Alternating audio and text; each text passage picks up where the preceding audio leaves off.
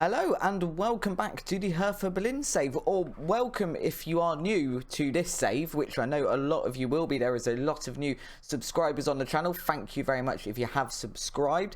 We are here with Hertha Berlin and we are trying to win the Champions League. We've gone from non-league football. We started in the Vanarama North with Blythe Spartans, and we're now over at Hertha Berlin. And as you can see, it's currently February. We've just finished the January transfer window. We've brought in two new signings. The first up is Renan, who is a Brazilian that for some reason was wandering around in Scotland, which didn't seem like a suitable place at all for a Brazilian striker. So we've brought him over to Hertha Berlin. Now, he can play as a right winger. I think definitely we'd be looking to play him as an advanced forward because he has what I like to call the holy trinity of at least 15 attribute in dribbling, finishing and first touch. He's only made the one substitute appearance so far. We literally did just purchase him. We've played one game since then, and he's kind of playing the deputy to Luca at the moment. Probably won't be starting for a little bit, but definitely one that I think ends up being our main striker, provided you can put the ball in the back of the net. It's kind of all important. And then we've then brought over this guy Silva, who I've just noticed is another Brazilian. He's come over for £22 million from a team that I'm not going to pronounce in Saudi Arabia. He did make a start in the last match, and he was awful and just gave away goals for fun and allowed Mönchengladbach we were playing to just get a couple of free goals. We didn't have the best debut I've ever seen, but hopefully he can grow into the side. Our main out is Marc Cucurella, who we knew might have been going. He's gone over to Liverpool for £23 million. He's been very, very good for the club. He was the captain at the club and has been fantastic this season. But he wanted to leave, so away he goes. We are today playing this first match, which is against RB Leipzig. But before we do that, actually, I should probably show you the results. So since the last episode, we have played 3 more matches. We're on a very, very good run. I think we had 9 matches unbeaten. We then beat FC Köln 3-0, Mans 4-1, and then we lost 2-1 to Mönchengladbach because Mönchengladbach, definitely with Hertha Berlin, seem to be our bogey team. I do not seem to be able to beat them. They have so far beaten us twice in the league this season and knocked us out of the DFB Pokal. Not fantastic. It does mean in the league we are now, well, currently 1 point ahead of Bayern Munich. Theoretically 4, because we do have a game in hand. So if we win the one against RB Leipzig, we will go back to 4 points clear at the top of the league. And this is the team we're going to be using to hopefully do that. We've got Mendy in goal, Mikalenko over on the left with Mancini and Valdez in the middle and Funk on the right of the defence. Diallo in the defensive midfielder slot, Neuhaus and Inui in midfield with Kavarat and Techahoa on the wings and Luca up front. We've been suffering a little bit from injuries. We can see we've got a few players here still injured. Traore is kind of an important one. Delport is kind of an important one, and Freeman's quite an important one as well as the international Blake. So Mendy's only just coming back. We've been playing Johnny White in goal, who's a very, very good deputy and definitely a goalkeeper for the future, but isn't at all really ready for the first team, at least in my opinion. And we suffered a bit for that because they've all been away on international duty. I think it's the African Cup of Nations, so not been able to play them. And there was someone else we couldn't play as well, and I can't remember who it was now. Mendy was definitely the most notable one in my head at the time because obviously our main goalkeeper. We did look as well in the transfer window at bringing in Alban Lafont. He would have cost us, we actually had a bid accepted even for 6.5 million. He's 28 years old, and I thought he would be the replacement for Mendy because Mendy will probably be here next season, but equally is getting on a little bit. Unfortunately, when I made the bid, I didn't acknowledge the fact he'd only just joined his club and wasn't actually willing to move again. So we had the bid accepted, and then he waltzed into the room and went, I don't really know why I'm here.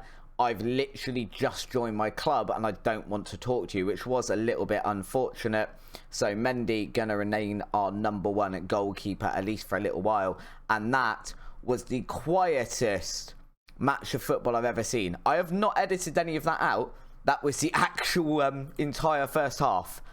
Not exactly the first half we're hoping for. A complete lack of highlights, which is not the most interesting thing for YouTube. We are now going to get our first highlight, and equally I would have quite liked to have at least seen a shot from us.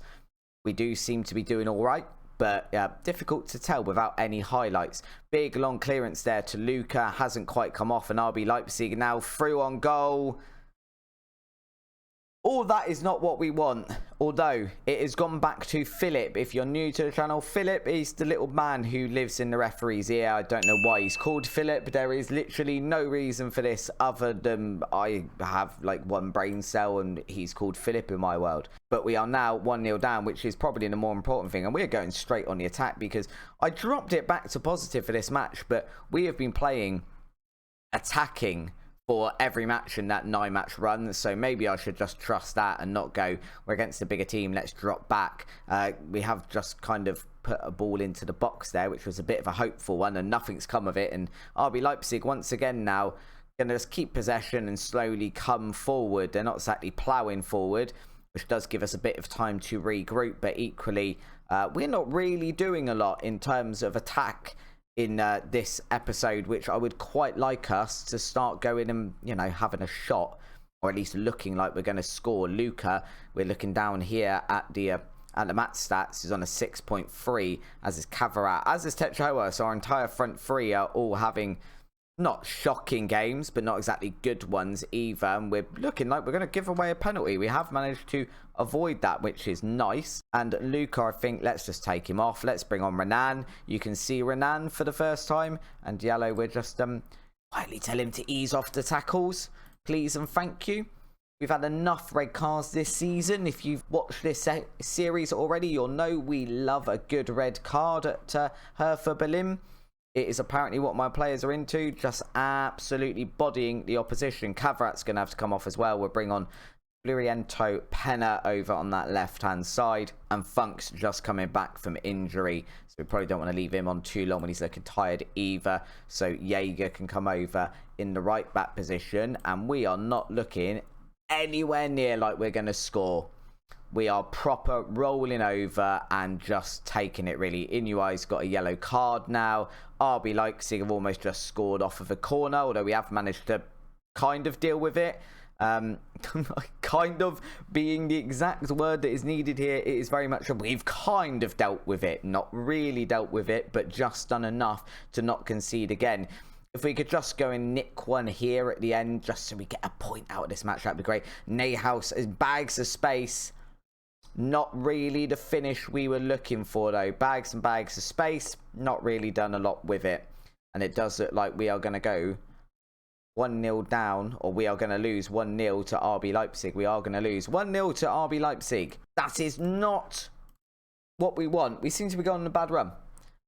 We've had 9 matches unbeaten. We've played a couple of matches and come back for it. Maybe it's because I left Football Manager for a week. Let me know down below if you guys have ever had that. I have definitely had that, when you don't play Football Manager for a week and it seems to punish you when you come back. It's a bit needy as Football Manager. It's like, you've left me for a week. Now I am definitely going to punish you. And I'm going to punish you in the form of poor results. At least that's what it feels like. It might just be me being paranoid, though, because my team's gone on a losing streak. Del Port is coming back from injury, though. That could be super, super important. And then there's just some other stuff. We also looked at this guy. He has, as it seems, gone over to PSG. Was it Fulham, I think? £119 million they've paid for him. Although he has scored 6 goals in 4 appearances. So, worth the money? Question mark. Possibly. Beauvais Salutier, who was over. We obviously brought him in at Manchester City, our previous club.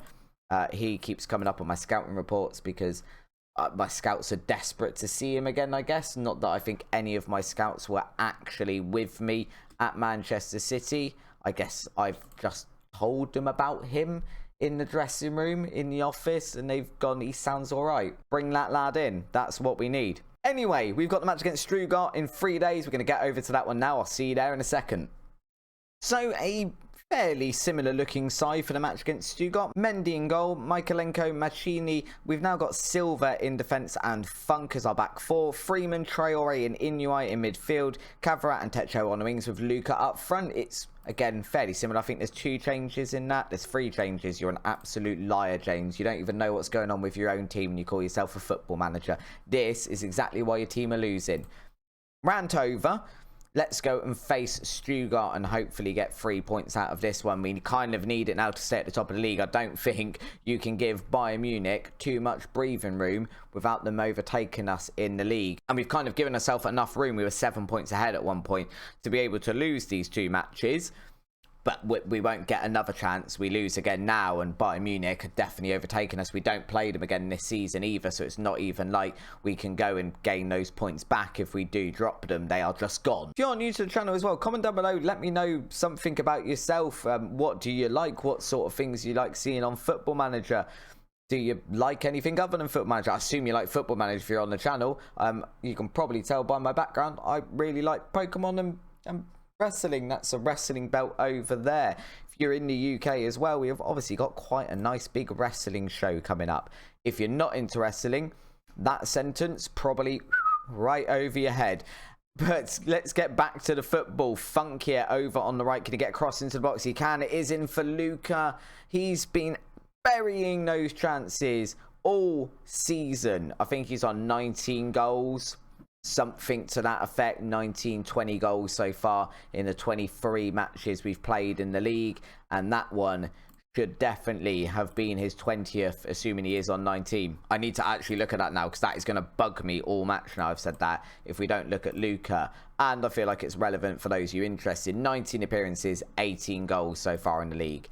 How he did not make that 19 goals in 19 appearances is beyond me, because like I said, he's been absolutely burying those, and he's quite a tall boy. Michaelenko here into Techo though, and that is why we are continuing to start Techo on the right, despite my assistant manager being absolutely determined that he needs to start up front in front of Luca. I've no idea why, when you've got a striker that, as we've just seen, scoring quite a reasonable amount of goals per appearance, and you've got Techo who's banging him in for the right, why you're going, let's put Techo up front and drop Luca. Why not have both of them in the side? Exactly the way we're doing. Another corner here for us. Traore into Luca. Apparently that one went over the bar. Literally could not see where that ball had gone. But apparently not on target, which is kind of the main point here. Luca is seeming determined not to get a goal today, and show you guys exactly how he has been putting these away all season. Although again, been doing it a fair amount on the series, I'm sure you've seen before. Cavarat now at the far post there. We're going to go and talk to Philip again and just double check if there was an offside in that. What does Philip say? Philip says the goal is awarded and we are 2-0 up. Inuai there, was it him with the assist? No, it was Techo with the assist. So Techo with a goal and assist so far. Cavarat just rising above the defender there at the far post to nod that one home, which is exactly what we want. And a really weird start to a highlight there, with Mendy just sort of plucking the ball out of midair. Techo is looking knackered now though, according to our system manager, so we'll pull him off and bring on a substitute. Cavarat is kind of through on goal here though. He's run out of space, but he's put it into Luca, and Luca now does get the goal. That was what was confusing me. He must have scored in the cup. That is his 21st goal of the season. And that is now, I believe, 19 goals in 20 league games, which for a striker that wasn't my first choice last season is quite good. He did, however, in this January transfer window, have his head turned a little bit. I'm hoping he's here next season, because Juventus came in with a bid for him, and it was after the transfer window had closed. And because of that, we weren't ultra keen on letting him go particularly. We're going to bring Schubert over on this left-hand side before I continue with this. And Traore is just coming back as well from injury. Probably needs to come off, I think. And we bring on Diallo. Yeah, let's bring on Diallo there. And actually, we'll just switch around Freeman, Diallo there, so they're in a bit more of their natural positions. So yeah, Juventus came in with a bid for Luca. It was actually for a loan deal. So like, can we have him on loan on season? We'll pay you £29 million at the end of the season for him, which is great until you look at his value. That was a bit dodgy. You look at his value and he's higher end £72 million. So they then came in with a second bid saying they'd pay £71.5 million, but only if they won the Serie A. If not, they'd still only pay us 29. And we've, you know, I feel quite reasonably rejected the bid, and he got in a little bit of a huff saying he wanted to join Juventus because he thought he was more likely to win some silver over there. Maybe he's right, maybe he's not. I think we are still in a very, very good shout here of winning the Bundesliga, provided we can keep doing this to the teams that we should really be beaten. Funk getting a cross into the box there. It's been nodded away. Silva now, he's going to get a cross into the box. It's punched away by the Stuttgart goalkeeper. Mancini has regained possession for us on the outside of the box though, and now we're just playing really short tiki-taka football right in front of the 6-yard box. It's been played through to Freeman. Oh dear lord, that was awful. Luckily for him, we are 3-0 up because that was a little bit of a sitter. I don't feel like we should be missing that goal.